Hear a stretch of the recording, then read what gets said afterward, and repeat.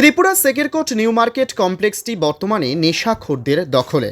জানা যায়, ত্রিপুরায় বিগত ২৫ বছরের বামফ্রন্ট সরকারের আমলে লক্ষ লক্ষ টাকা ব্যয় করে ত্রিপুরা সিপাহী জেলা কমলাসাগর বিধানসভা কেন্দ্রের অন্তর্গত সেকেরকোট গ্রাম পঞ্চায়েত সংলগ্ন জায়গায় নির্মাণ হওয়া দ্বিতল বিশিষ্ট নিউ মার্কেট কমপ্লেক্সটি তৎকালীন সিপিআইএম সরকারের মন্ত্রী ভানুলাল সাহা আনুষ্ঠানিকভাবে উদ্বোধন করেছিলেন।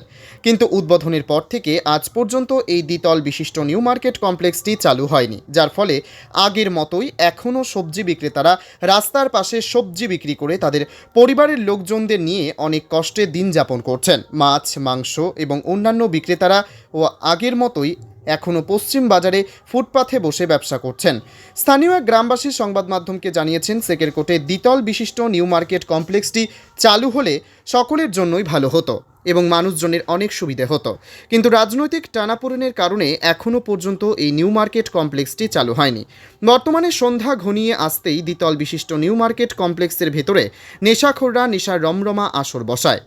কমপ্লেক্সের ভেতরে এবং বাইরের চতুর্দিকে দেশি এবং বিলেতি মদের খালি বোতল ছড়িয়ে ছিটিয়ে পড়ে রয়েছে, যা একেবারেই বেমানান বলে মনে করছেন সকল গ্রামবাসীরা। কবে নাগাদ এই নিউ মার্কেট কমপ্লেক্সটি চালু হবে তা গ্রামবাসীরা এখনও সেই ব্যাপারে সঠিকভাবে কিছুই বলতে পারছেন না।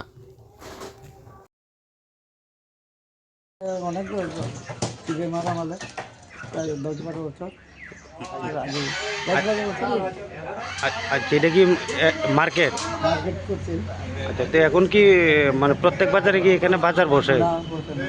কোন দিকে বসে এখন বাজার? পুরন বাজারে রাস্তাঘাটের উপরে সামনে। আপনার কি মনে হয় এখানে যদি বাজারটা হইতো? বাজার হইলে তো ভালো হইব, রাস্তার একটা পরিষ্কার থাকলে, গাড়ি রিক্স থাকলে নইলে।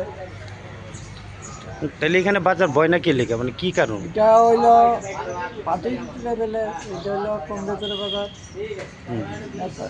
কমিটি হইল কংগ্রেসের, এই পার্টি কমিটি একটা কম দিচ্ছে।